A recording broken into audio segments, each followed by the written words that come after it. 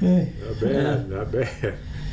So, Dennis, I'm checking in from London, England. Not only are we're only 4 hours apart because Europe hasn't gone to daylight savings time yet, and then I moved an hour time zone closer to you, so it's only 8:20 here. So instead of 10:30. Yeah, so it's pretty wild. Right. Like after we record, I'm gonna go down to the restaurant and have dinner, which is I'm wild. going to. I traveled today. Did you? Stopped at the paint store.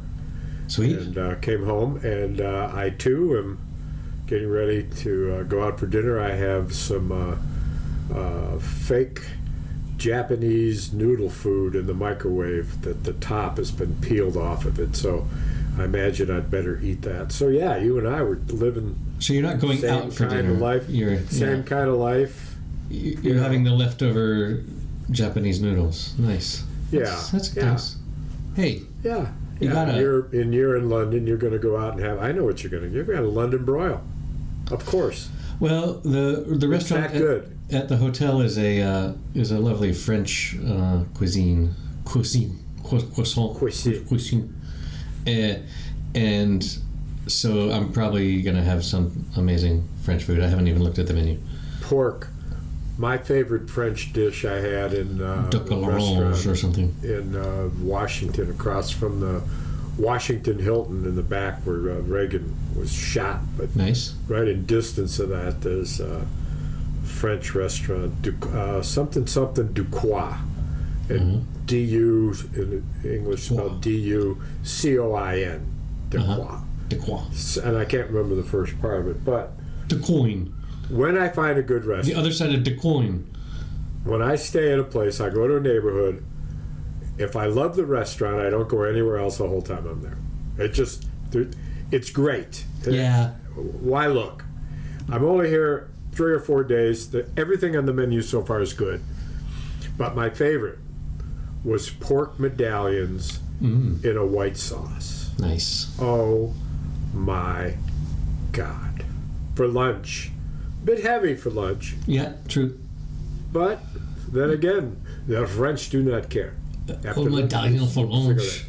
They just smoke a cigarette and they think about not taking a shower. Indeed. That sounds lovely. A waste of time. Because I've been coming to London a couple times recently. You know where you're going. I've actually, like tonight, I'm just going to go to the French restaurant downstairs where I had my first meal when I got here, which was good, amazing. So I know that they cook really well, but I also try to get weird cuisine, like Asian food, and your Vietnamese pho and stuff like that. That I have no access to. Whereas the French cuisine is not so dissimilar to Spanish cuisine. Rich. But... rich. There's a lot of heavy stuff. Yeah. I had a so-called sausage and tortellini soup last night at my favorite restaurant in Newaygo, Michigan. Sausage soup? I've never had sausage and tortellini. Yeah. Soup. And tortellini is pasta, right? Yeah. A bow tie looking contraption, but rolled, more of a rolled noodle. And it had no broth. Well, that's not a soup. That's a pasta. And I said, that's not a soup. That's a pasta. I said to myself. This is the first time. Say it again. Are we repeating each other, or is that uncanny? Are we repeating each other? We can almost finish each other's sentences. This is weird. And so I was going to say something because everything else I've ever eaten there I loved, and I thought better of it. I think I'll wait maybe the next time I go, but there was no broth, there was no soup, and you make the mistake. When you're serving a noodle soup, you do not put the noodles in the soup. You parboil them al dente. You rinse them off and you store them in a plastic bag in the refrigerator. And before you serve the soup, you heat up a quantity of those in a microwave. You put them in a bowl, and then you put the soup on top. You never put the noodles in. Why?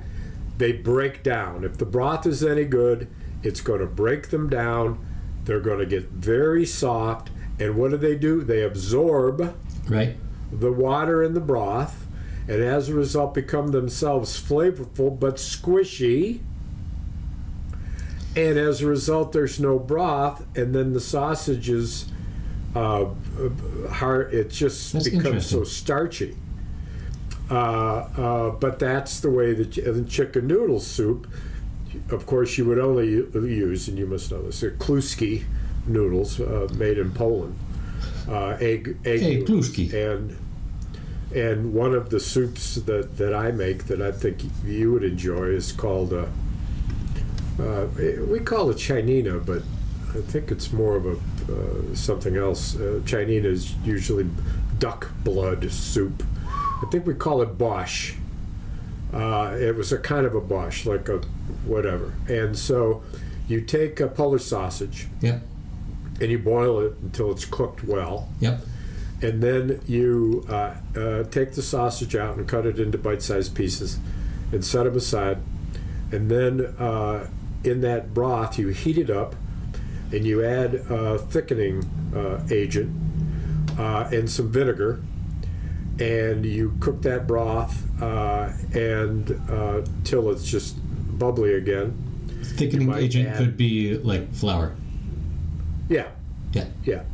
And then you take hard-boiled eggs, peel them, cut them in half, and put them inside with the chopped sausage. Okay.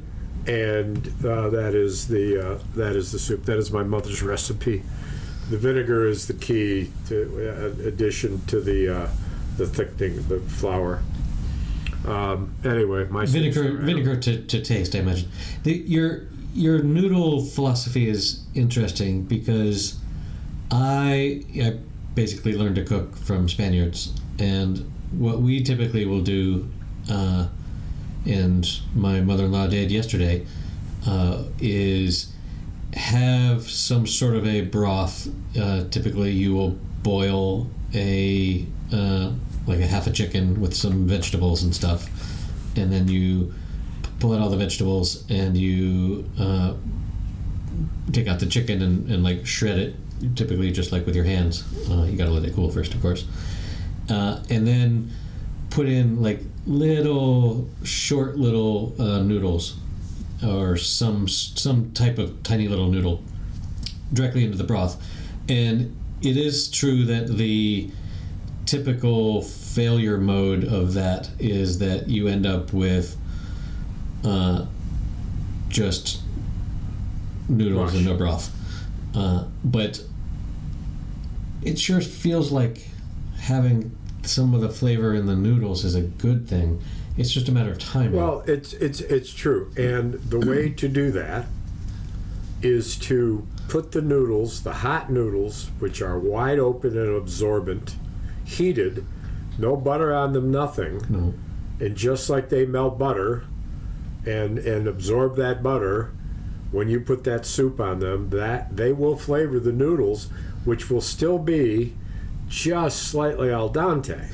Right. You got to take the noodles out before they're totally cooked, and then as you serve the hot broth with the noodles that then finish cooking. 2 al dente, stop, store them. Yeah. Then heat them in a microwave in 1 minute so that they radiate heat.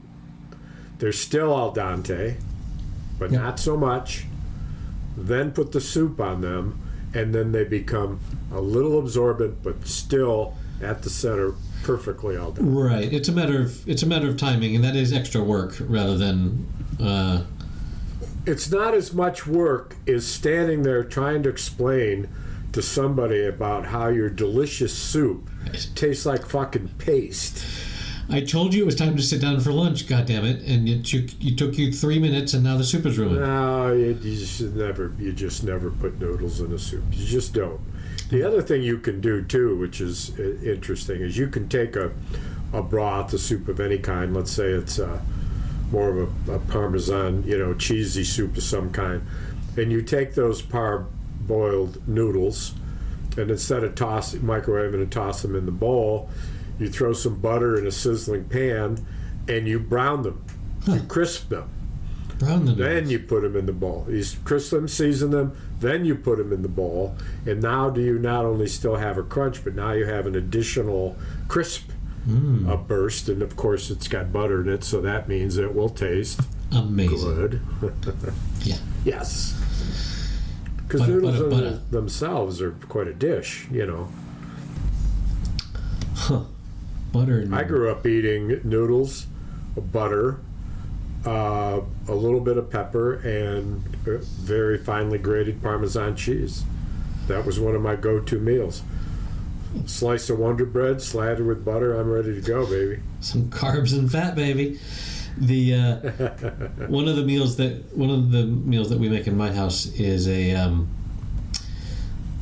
you chop up garlic into very small pieces, and then fry that a little bit, and then chop up parsley and put that in there, and let it sort of wilt and cook. And then cook some spaghetti in a separate pan, and then put the spaghetti into that with a lot of good olive oil and salt and stuff. Yeah. And that is amazing. Yeah. I like the flavorful, the oil approach of serving, not only pasta but also salads. I love a good oily noodle. Yeah, just that, and I'm a great fan of ground black pepper. Just enough to get a little bit of heat and touch of garlic. Did I tell you I recently bought an electric garlic grinder. Just take the shell off. Pepper mill. Takes all the shell off.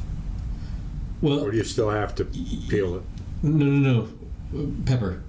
So you put in. Oh. You fill it full of peppercorns, and then there's a little button on it that goes. Right. And it even has a little light. There's like a little flashlight that shines down on where you're perfect grinding it. So you see exactly all the little flecks coming down, and it's amazing. You charge it with USB every once in a while, and it's amazing. Well, that makes you a black pepper connoisseur. You are what we would call back in the day the pepper master. Back in the day, in the late 50s, that's what all your friends were named. Whatever their particular talent was, they were the something master. Like you were the Wait, can I be Dr. Pepper? If you were you could be. If you were 13 years old and the girls loved you, you were the snatch master. If you were this or that or the other. And I'm reading this book by John Irving that recounts his it's called A Prayer for Owen Meany, which I'm rereading for about the second time anyway, and it's just excellent. Nice. And he's describing all of that, and he says, all my friends had those names, period. They never figured out a name for me. Oh. And it is one of the first times in the book where this character was more clearly understood from somebody who had some special needs, and including as it turns out, he was ADD, and it's just interesting how the book turned. He's the narrator. Sure.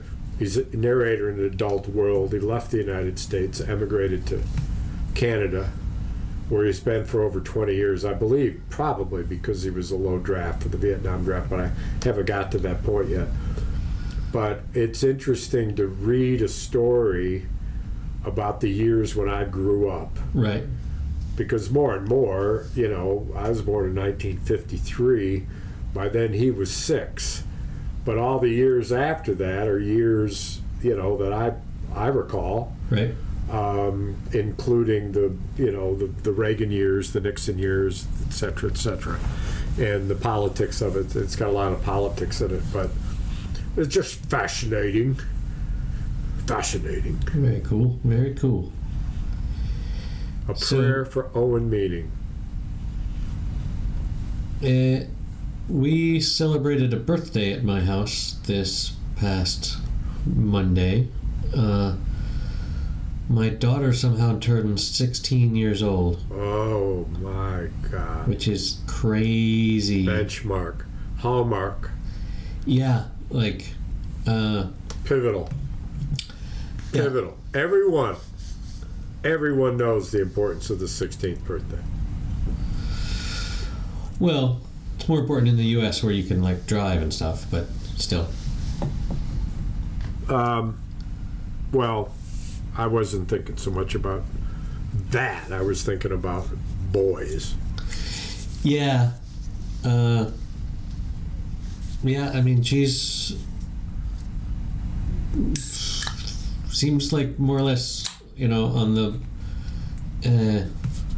has puberty in the rearview mirror by now. Like, she's still developing some, but, she's a young woman all the way. Woman,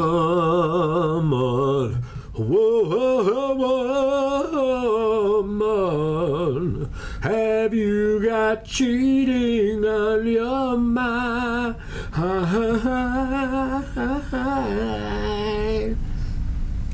That's your daughter. Yep. She got cheating on her mind? She got cheating on her mind.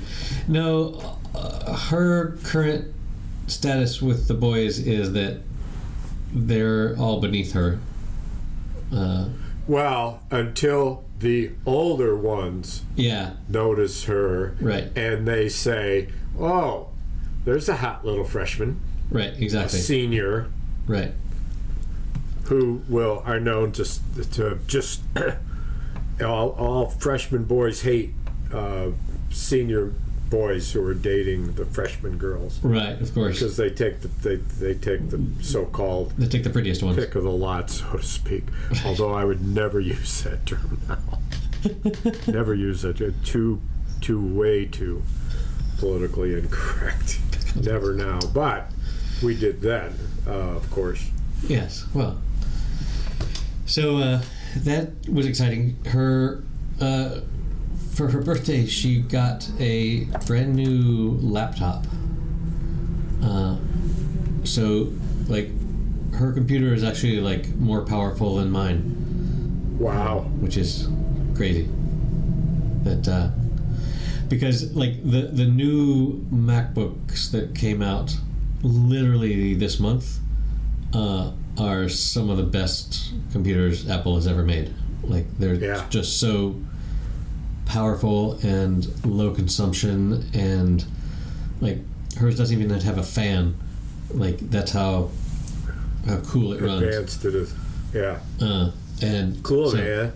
Yeah. So she's having the time of her life, setting it up and configuring it and learning all the different tricks and things. Real good. That's a lot of fun. That's fun. So did you have cake and ice cream? We had cake and we ate it too. You had your cake and you ate. What kind of cake? So it was so she didn't want any cake, but we decided, no, actually we need something to put the damn candles on, and the rest of us can eat the cake. And so I went around to the 2 bakeries that we've ever gone to that make cakes, and they were both closed on Mondays. And it was a Monday, and I was like, oh, well, whatever. But I went to a local grocery store, and they had frozen cakes, where they're, made in the factory or whatever, and they're kept frozen, and then you bring it out, and you leave it out for a couple hours before you eat it, and it was delicious. It was I don't know, there was some chocolate on top. A white cake? No, it wasn't cake, like floury. It was more almost like fudgy? like a flan sort of center. Yeah, it wasn't. Sounds like a pastry. Well, but it's the size of a cake. That's all that matters. It was just a receptacle for the candles. Exactly. It was a candle delivery system. Yes. So that was nice. Well, today is warmed up a bit. Still needed a jacket. Yesterday I went fishing because Monday it was calling for snow up north and 29 degrees and my line would freeze, so I postponed it till Tuesday. Wow. Get there Tuesday, fish at a new river called the White River, which I had heard about from a boy, good old boy in a bar who said, you got to go to the White, they're running now. So I waited until I could go again. Is it named after someone named White, I imagine? No, because the water's actually white. It looks like latex paint. It's very strange. Milt. You would think of that. That's you. No, I said milk, not. Oh, I thought you said milt. Yes, I know that you know that, and I did not think of that. I think you did say milt. I think you. Let's listen to the recording. You meant to say milk, and you said milt. Probably. That's really what was on your mind. Anyway, I don't know why, but I'm fishing at the dam, just below the dam at the White River, and I see that I have a message from Phil, and down New Orleans, and it says he's been trying to buy some land up here in Michigan because his grandkids are here, and this is a place for them to go with him and spend time in the nice months. That's what he wants to do. It's a grandfatherly thing. And so he's showed me some properties, wondered about the rivers. I know about the rivers, so I tell him, and they come and go. And then this one he sends me that day, and he says, this one's on the White River. And but like, I don't know if you have to. I don't know if you have to build on it or not. And I Googled it, and it was 9 minutes away from where I was. Now I was 2 hours and 15 minutes north of Kalamazoo, serendipity, northwest, and here I am 9 minutes away. Well, you'll appreciate this.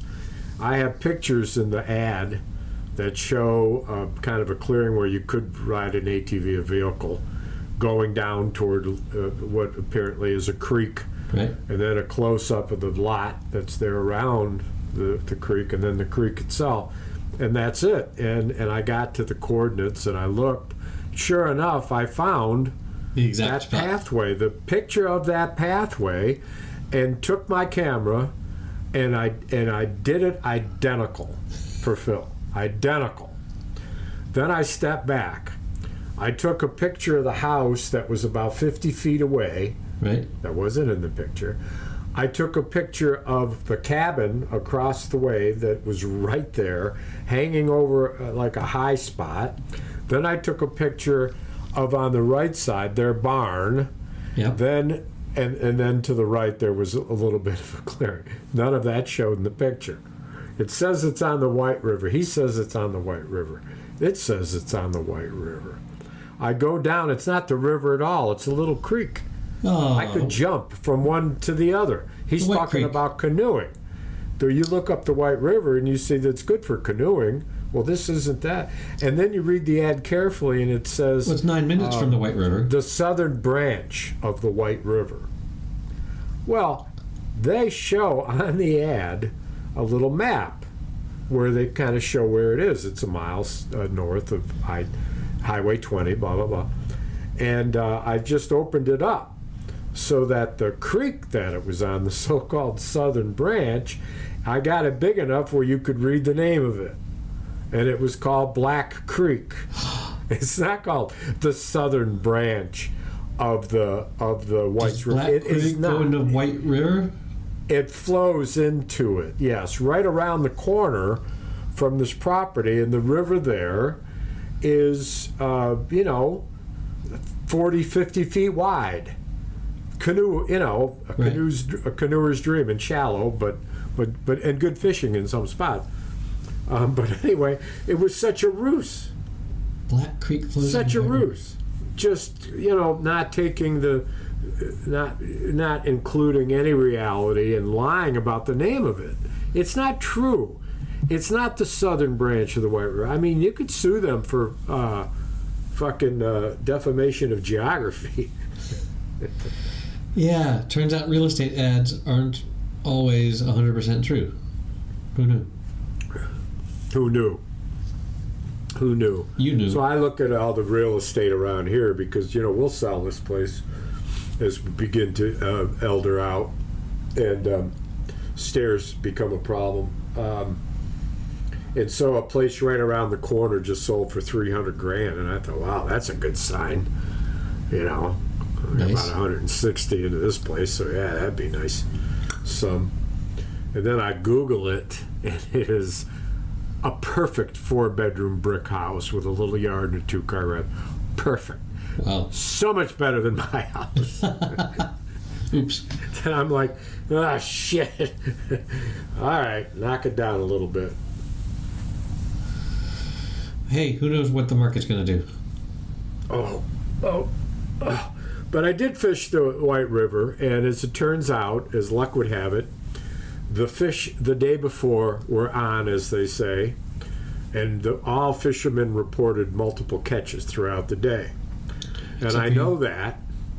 Well, no, I didn't go on Monday because the weather was too bad. I went on Tuesday, and I found that out from the friends of the guys who had caught all those fish, who had to work, and when they heard about the fish, they took the day off on Tuesday. Huh. 2 of them fished for a few hours and reported to me as they were leaving the White River disgusted, "How'd you guys do? We only got one between us, and we can't understand it. We're fishing the same hole with the same stuff that they were killing them with yesterday." And I said, well, that's why they call it fishing. Them's the breaks. Them's the breaks. They now call it catching. And so I asked them a question or two. I knew where they had come from. And I looked at what they had dangling from their poles, and as luck would have it, and I did a little research, I had it identically set. Huh. I had the same bobber, I had the same weight, I had the same, which was a little egg sack full of real eggs from How embarrassing trout. to show up with the same exact outfit. What's that? How embarrassing to show up with the same exact thing. Right? They were more embarrassed than I was. So they left. Now, I didn't know exactly where they were, so I literally tracked them. There were 6 inches of snow, and it was snowing off and on. And I followed the path through the woods, and I found the exact spot they were. And I knew that because the tracks ended where? In the water. Indeed. They waded in a certain spot.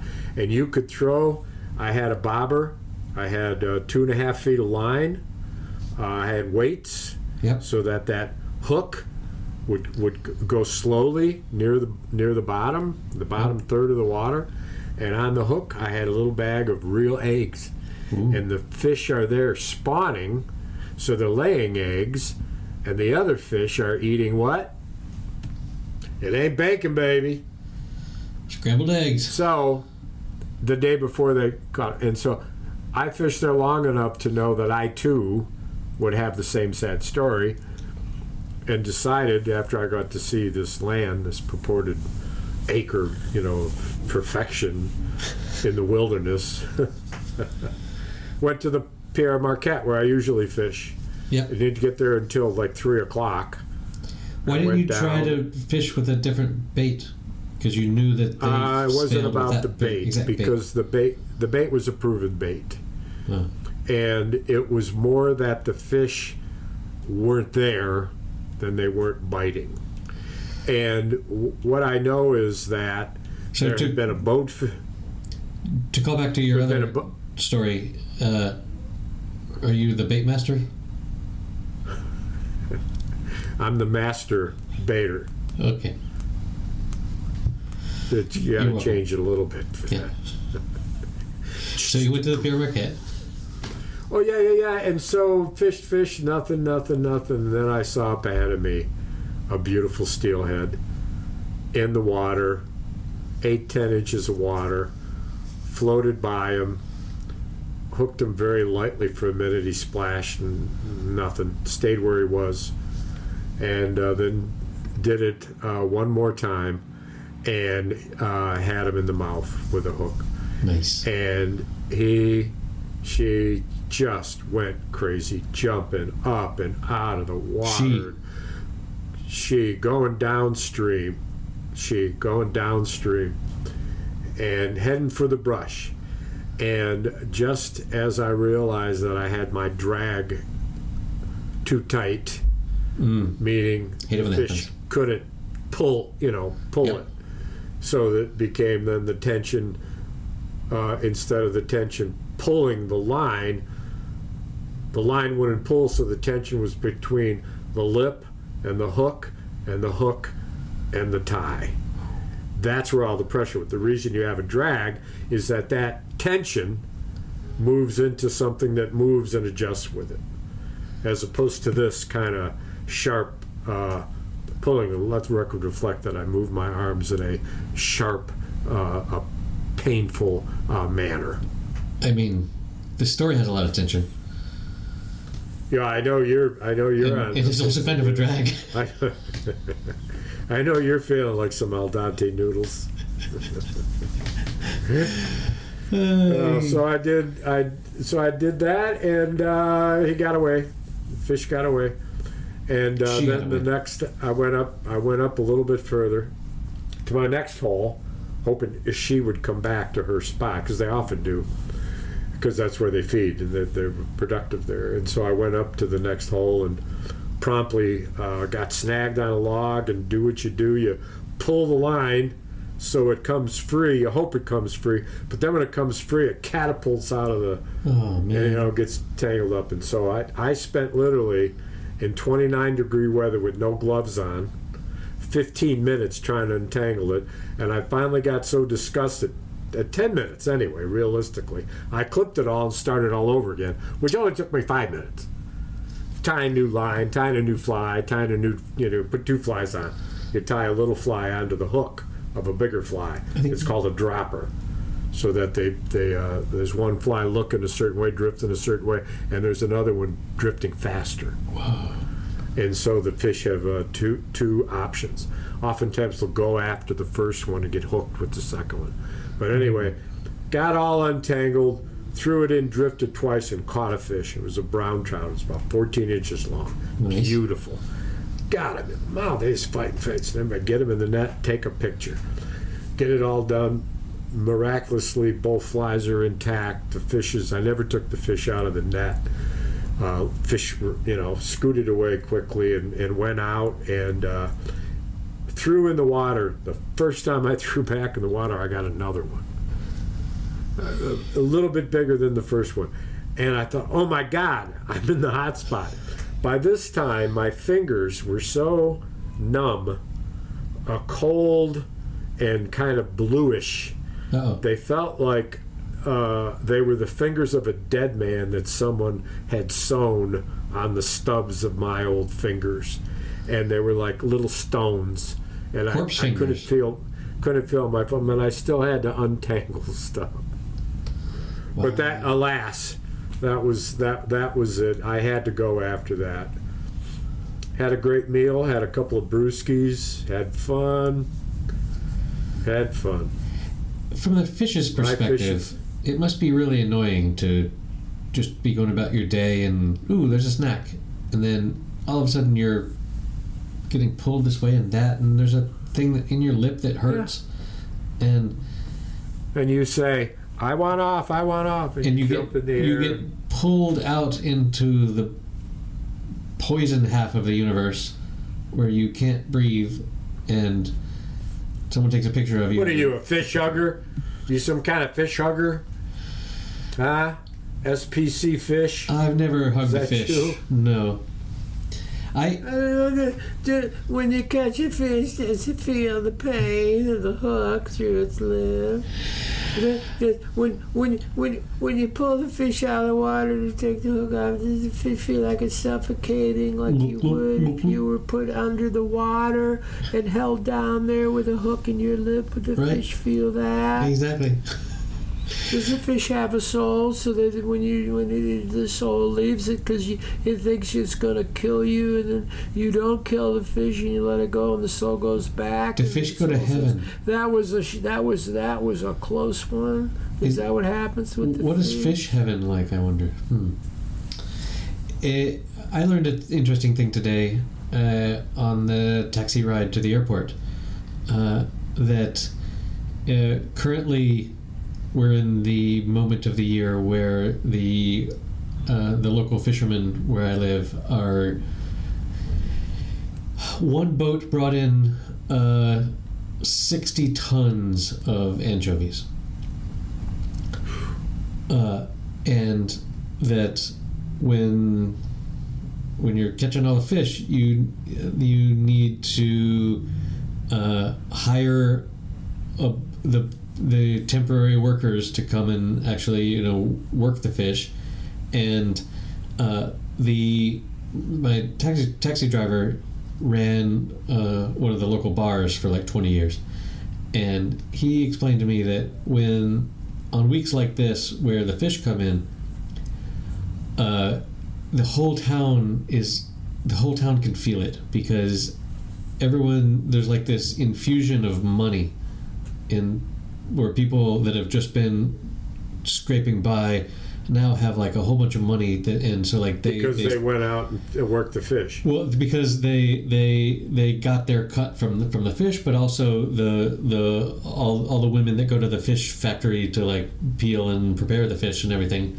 they just got a big paycheck where they had been like not working, and so like all the stores and the bars and the restaurants, there's just like this wave of cash that floats over the town. That cool. I had never really noticed because I'm not in the service industry or the fish industry, and but so it makes sense. Where in your town or near your town would you go to hear live music? There is one or two, there's one or two bars that more in the summer will host live music, but it's like even then it's not every people. Weekend. One or two people playing. Yeah. A duo at most. Duos, maybe up to a 4-piece band, perhaps. Oh. We have a festival in the summer where they set up a huge fucking stage and like nationally known Spanish artists come and perform, and that's kind of amazing with like actual proper lights and shit.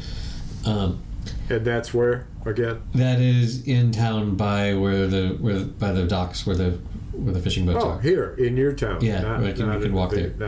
And what's in the city? The bigger city? The bigger city, there must be live music all the time, but you don't know? I'm rarely in the big city on a Saturday night. How far of a drive is that? Like 30, 45 minutes. Oh, that's not far. So, could be done, but... but you don't. I mean, there's no reason to venture. We don't, maybe... Like, my wife isn't a huge music lover, and... So how would our band fare in the city? I don't know. There are bars that have live blues for sure. Well, we're not. I mean, we're rhythm and blues, soul, rock. Yeah, and so there would be lots of similar sort of acts probably. Yeah, when they have a blues fest, we wouldn't get invited. We're not a blues band. Right. And I started the band with Justin, hoping it would be a newfangled blues band, and fell in love with more eclectic, and singing a whole bunch of genres,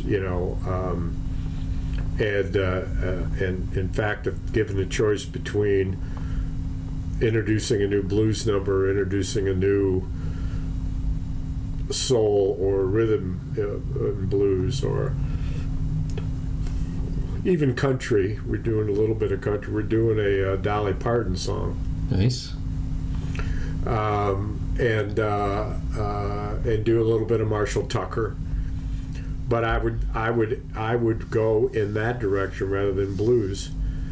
Although there's a part of me that wants to have one full set of just blues. Right. Do we have? If somebody asks us to play an hour of blues, would we be able to do it? Right. And the answer is, with a little bit of work, yeah, we could. But I think we need it. I wouldn't mind having a blues set, frankly. You know, and when we're doing a 5-hour gig, 5 hours at a festival, and that would be the time to represent That's a lot of hours. A blues set. You know, where it's just a lot of jam and.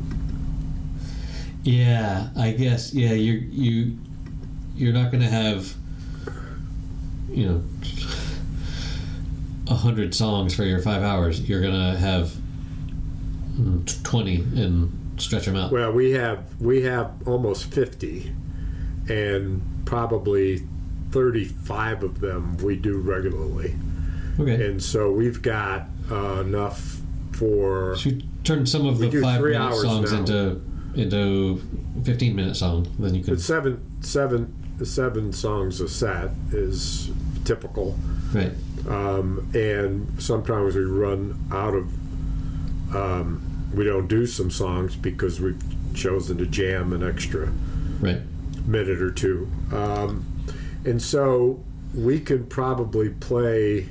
Have you ever gotten repeating ourselves 4 hours Wow. Without any problem? And I would say that the 5th hour is just additional jamming. Right. Let's jam in C. Doopy doopy doo. Well, no. Take any song Right. and jam within the song, because unlike any other time, you're not trying to. Maybe you only do 4 songs a set because you're just jamming like crazy. I mean, why not? Right. And just kind of see where it goes. Have you ever run out of material? Like, this is our last just song, repeat it. and we've got another 20 minutes to keep playing. We need to stretch it out. Well, you just go back to the first song you did, because nobody is still there. Nobody remembers. Yeah, of course. Well, especially with a 5-hour. They're gone. They're gone. They've drank their beer and they're probably asleep. Right. People that they're at 5 o'clock aren't going to listen to us at 9:30. That makes total sense. Duh. Anyway, I'm hoping that a stool will be sufficient. It's got to have a back on it, or I can't. When I did this 3-hour shows, I'm a mess the next day because I've stood for 3 hours, Right. and moved. I don't Sure. so much dance as I just obviously move to the beat, but it's a lot of wear and tear, man. Yeah. 3 hours of moving to the beat is. Well, we got some great pictures out of it. I was just at my buddy's house, Steve. He is as professional photographer as anyone. I'm going to show you a print that he took in a second. Just right up on the wall here. I want to show you because it's so gorgeous. Before we leave, I will. But he ended up getting a brand new camera, $1,200 Nike, brand new digital, holy shit, Yep. big fucking tripods and all the shit. He took 100 pictures, and we had colored lights. We had a fog machine. Yeah.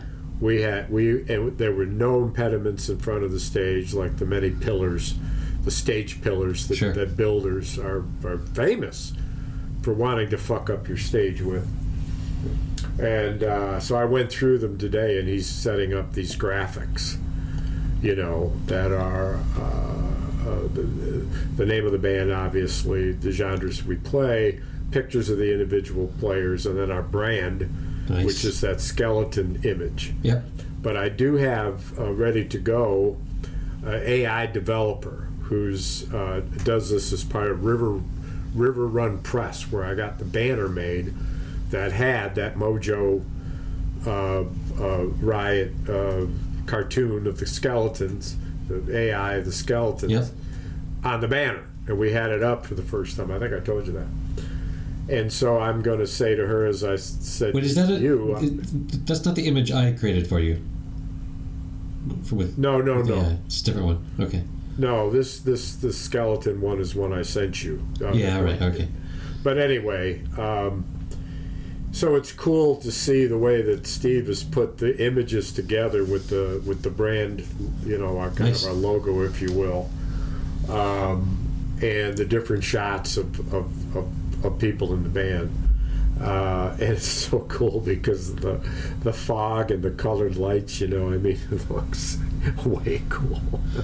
Hey, that's the reason they do fog and colored lights, is because it looks fucking awesome.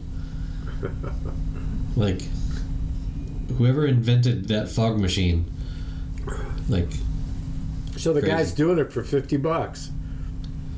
I think we should have him at every show. The photographer. No. Well, he'll yeah. I mean, possibly, but Who's doing it for $50? Somebody- The fog guy? yeah. The lights and fog, $50. All Foghorn of his own Leghorn? equipment. He sets up all his own shit. Lights in the back. I mean, crazy. $50. That's insane. I had to pay him more. Hey, we need a fog man for our podcast. To just like We need. pump some So mystery into why this. is your room red colored? Does it look red to you in your image? Well, I'm in the red light district. No, it I don't know. This hotel has this red ambient light on, and the first time I stayed here, I could not figure out how to turn it off. Like, I was ready for bed and I couldn't figure out how to turn it off. And there's like a special bright red light switch to turn off the red light. It's like, what? And what is the red? Is the red light is for mood? I guess it. And what is the mood? I mean, it's not like I'm developing film or anything. I don't know. It's just the coffee cups are red. I don't know. What? Oh, the name is Red Rum. That's murder spelled backwards. That was written on the mirror. Red Room, in pronounced lipstick. Red Room. Pronounced Red Room. Red room, yes. Backwards is murder. Red Rum, Red Rum. Red Rum. Red Rum. Red Rum. Red Rum. Red Rum. Red. What is that from? I can't remember what movie that's. Is that The Shining or is it Honey, Poltergeist? I'm home. Is it The Shining? Okay. Here's Johnny. Yes. Crazy scene. I told you never to bother me when I'm writing.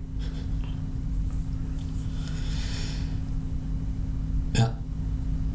So I think that's where I'm staying. I saw a guy on a typewriter downstairs, so I When you open the closet door, there'll be a gush of blood that'll come out and fill Yes, the that's floor of my- the room. that's my and plan. you blink a couple of times and it won't be there, and you'll go downstairs and you'll order some French dish and it'll come and you think it's ketchup and suddenly it's everywhere and it's all over the waiter's Yeah. front of his outfit and all over the table, and it isn't ketchup at all. What is it?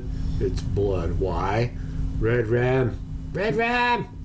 There are some cute little twin girls, but they don't talk much. Come over, girls. Oh, look. I think I want to take a bath. Oh, no, wait. There's somebody in the bathtub. Oh, look. Oh, it's a beautiful woman. Oh, I think I want to kiss her. Oh, no. I touch her and her skin is falling off because she's decrepit and rotting in the bathtub, and she cackles like a crazy woman, and I'm so disgusted that I run out and I look. and she's not there. I hate it when that happens. Red rum, red rum, red rum. Yes, I am in the red room. Okay, that's it for episode number 246. There actually aren't many show notes at happyhour.fm/246 because I just flew back from London and lost a lot of sleep. But you can support the show at patreon.com/happyhour, where if you give it the Gene Martini's level, you can watch videos of this and you can see the cool red room that I was in. See you next week.